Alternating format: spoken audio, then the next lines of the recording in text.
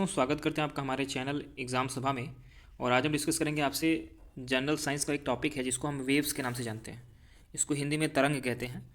तो इसके बारे में जो बेसिक जानकारी हो सकती है जो कि परीक्षाओं में आपसे पूछता है और कॉन्सेप्ट बिल्डिंग के लिहाज से बहुत महत्वपूर्ण होता है। आपसे एग्जाम्पल वगैरह पूछता है वेव्स के कि ये पर्टिकुलर जैसे साउंड वेव है वो किस तरीके का वेव है, उसकी प्रॉपर्टीज़ क्या हैं। लेकिन ये आप तब बता सकते हो जब आपके पास एक बेसिक समझ होगी वेव्स की। तो वही आज हम क्लियर करेंगे। तो शुरू करते हैं आज का वीडियो। सबसे पहले डेफिनेशन पढ़ लेते हैं कि वेव क्या होता है। अ वेव ट्रांसमिट इंफॉर्मेशन और energy from one point to another in the form of signal but no material object. कहने का मतलब वेव जो है वो आपका किसी इंफॉर्मेशन या एनर्जी को ट्रांसफ़र करना एक पॉइंट से दूसरे पॉइंट तक बिना किसी मटेरियल को ट्रांसफ़र किए हुए। ठीक है, तो सिग्नल्स को ट्रांसफ़र करना ही वेव कहलाता है। वो सिग्नल्स किसी भी टाइप का हो सकता है।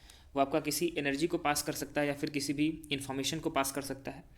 ठीक है, इलेक्ट्रोमैग्नेटिक वेव हो गया, आपका मैकेनिकल वेव हो गया, तो बहुत से वेव हैं। तो अब सभी के बारे में डिस्कस करेंगे। सो वेव इज़ अ फ्लो और transfer of energy in the form of oscillation through a medium, space और मास, sea waves or tides, a sound which we hear, a photon of light travels, and even the movement of small plants blow by the wind। कहने का मतलब है कुछ example दिए गए हैं कि जैसे हम समझ सकते हैं कि वेव्स जो है एक तरह का ऑसिलेशन है। ऑसिलेशन का मतलब होता है कि झटका लगना या फिर कंपन करना। तो अगर किसी भी चीज़ में कंपन हो रही है या वो ऑसिलेट कर रहा है तो वो एक तरह का वेव है। अब इसमें क्या होता है कि एक मीडियम होता है, ठीक है, जिसके थ्रू ये ऑसिलेट कर सकता है। वो स्पेस हो सकता है, मतलब लगभग कोई मीडियम नहीं, या फिर मास हो सकता है, कोई सॉलिड मीडियम हो सकता है, कोई लिक्विड मीडियम हो सकता है। पानी में भी आपने वेव देखा होगा, अगर आप मान लीजिए पत्थर मारते हैं पानी में तो वो भी एक तरह का वेव जनरेट करता है। तो सी वेव हो सकता है, समुद्र के अंदर आने वाले जो आपके ज्वार भाटा होते हैं, टाइड्स जो होते हैं, वो भी आपका एक तरह के वेव होते हैं।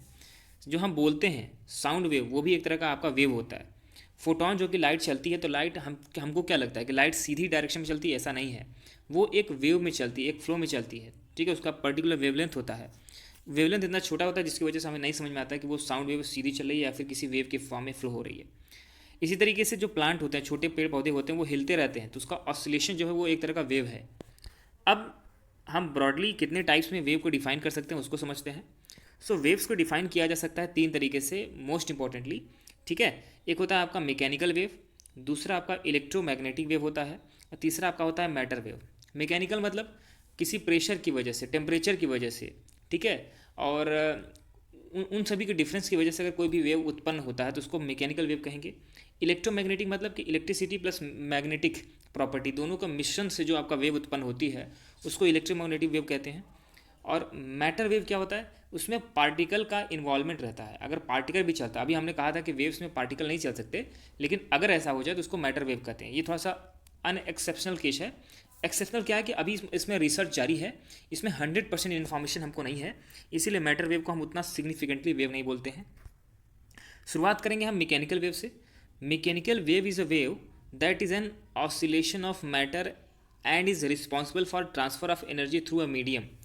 मैकेनिकल वेव इस तरह का वेव होता है जो कि मैटर के ऑसिलेशन से संबंधित है। मैटर का ऑसिलेशन का मतलब क्या हुआ कि कोई भी उसमें सॉलिड या लिक्विड मैटर जो है वो आपका ऑसिलेट करेगा, उसके थ्रू क्या होगा, किसी मीडियम के थ्रू एनर्जी का ट्रांसफर होगा। इस बेसिस पे अगर आपको समझ में आ रहा हो तो मैकेनिकल वेव को हम दो पार्ट में डिवाइड कर सकते हैं। Two types of mechanical waves we can broadly इसको चेंज कर सकते हैं। तो पहला आपका होता है लॉन्गिट्यूडनल वेव और दूसरा आपका होता है ट्रांसवर्स वेव। तो सबसे पहले हम लॉन्गिट्यूडनल वेव के बारे में समझ लेते हैं। In this type of wave the movement of particles are parallel to the motion of energy. जो मोशन ऑफ एनर्जी है, मतलब एनर्जी जिस डायरेक्शन में ट्रांसफर हो रही है, अगर वेव भी उसी डायरेक्शन में पैरेलल मतलब होता है समांतर दिशा में, एक ही दिशा में, अगर दोनों एक ही दिशा में, जैसे मान लीजिए कि नॉर्थ साउथ जा रही है आपका वेव, उसी डायरेक्शन में आपका अगर मोशन ऑफ एनर्जी हो, मतलब जो एनर्जी आपका ट्रांसफ़र हो रही है एक जगह से दूसरे एनर्जी तक, वो भी अगर उसी डायरेक्शन में हो, तो उस पर्टिकुलर वेव को, उस पर्टिकुलर मैकेनिकल वेव की फॉर्म को हम लॉन्गिट्यूडनल वेव कहते हैं। ठीक है, तो इसमें मोशन ऑफ एनर्जी और वेव का जो आपका मूवमेंट होना चाहिए पार्टिकल्स का, वो दोनों ही पैरेलल होना चाहिए। The displacement of medium is in the same direction to which wave is moving. और इसमें जो डिस्प्लेसमेंट मीडियम का होना चाहिए वो आपका सेम डायरेक्शन में होना चाहिए जिस डायरेक्शन में आपका वेव जा रही है। अब जैसे कुछ एग्जांपल बात करें तो प्रेशर वेव आपने सुना है, साउंड वेव की बात सुना है। जो हम आवाज़ बोलते हैं तो उसमें क्या होता है कि high pressure, low pressure, compression, rare fraction, compression, rare fraction, इसके थ्रू आपका जाता है। तो साउंड वेव एक तरह का लॉन्गिट्यूडनल वेव है, कहने का मतलब इसमें जो एनर्जी का ट्रांसफॉर्मेशन होता है उसके साथ साथ में आपका जो वेव का डायरेक्शन होता है दोनों एक ही दिशा में होता है, इसलिए इसको हम लॉन्गिट्यूडनल वेव कहते हैं। आपसे परीक्षा में पूछता है कि उम्मीद करता हूँ कि ये पर्टिकुलर चीज़ मैं समझाने में सफल रहा हूँ। दूसरे टाइप का जो वेव आपका होता है वो आपका होता है ट्रांसवर्स वेव। ट्रांसवर्स क्या होगा, इससे थोड़ा अलग होगा, लॉन्गिट्यूडनल से हट के होगा।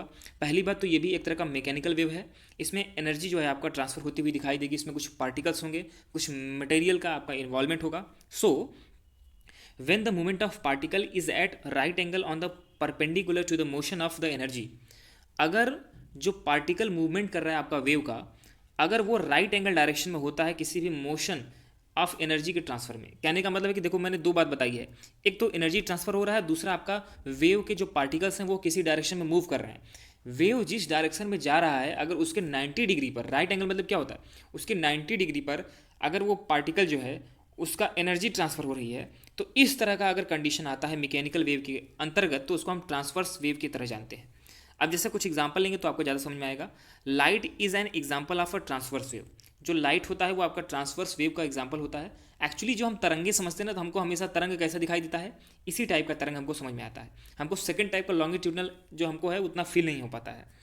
अब इसमें कुछ इंपॉर्टेंट चीज़ें होती हैं, जैसे polarised wave and electromagnetic wave. Light wave, polarised wave, electromagnetic wave, ये कुछ आपके ट्रांसवर्स वेव के ही एग्जाम्पल हैं, ठीक है।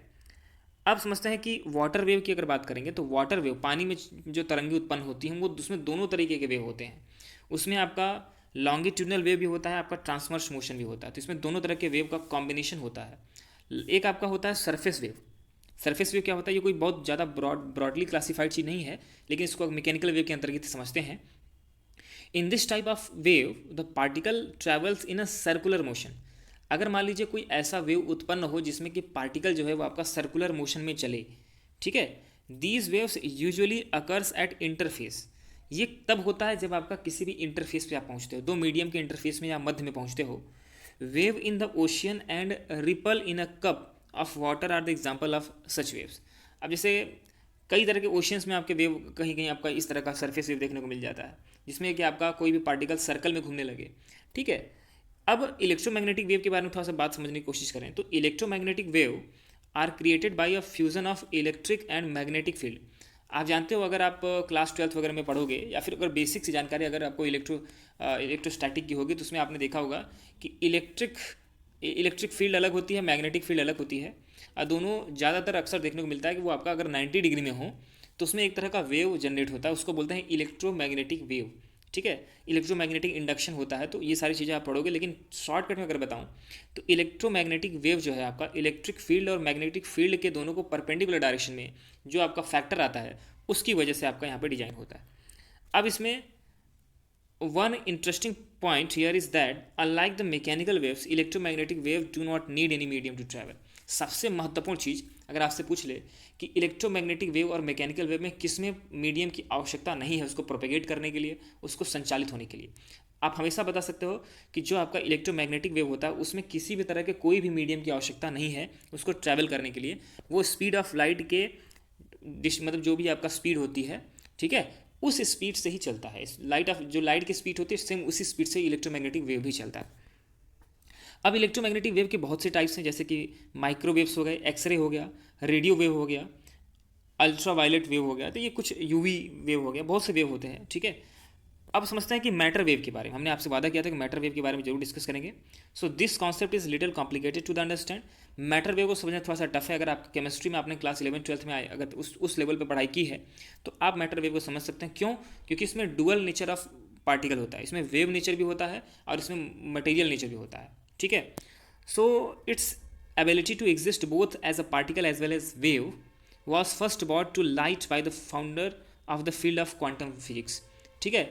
अब इसमें क्वांटम फिजिक्स जो है आपका यहाँ से शुरुआत होती है, जिसमें हम किसी के वेव को पार्टिकल नेचर को भी समझते हैं एज वेल एज उसके वेव नेचर को तो समझते हैं। तो इस तरीके से आपके यहाँ पे मैटर वेव के साथ में आपका कंप्लीट इन्फॉर्मेशन खत्म होती है। अगले वीडियो में हम साउंड वेव के बारे में समझेंगे और वेव की स्पीड क्या होती है उसके बारे में अगर आप समझना चाहो तो उसको हम अगले वीडियो में ही कवर करेंगे। तो जो सेकंड वीडियो आएगा उसके लिए आप यहाँ पे कमेंट सेक्शन में आपका यहाँ पे मैं डाल दूंगा वीडियो, उसमें आप देख सकते हैं। इसी तरह के अगर वीडियोस आप देखना चाहते हो हमारे चैनल को सब्सक्राइब भी कर सकते हो। धन्यवाद।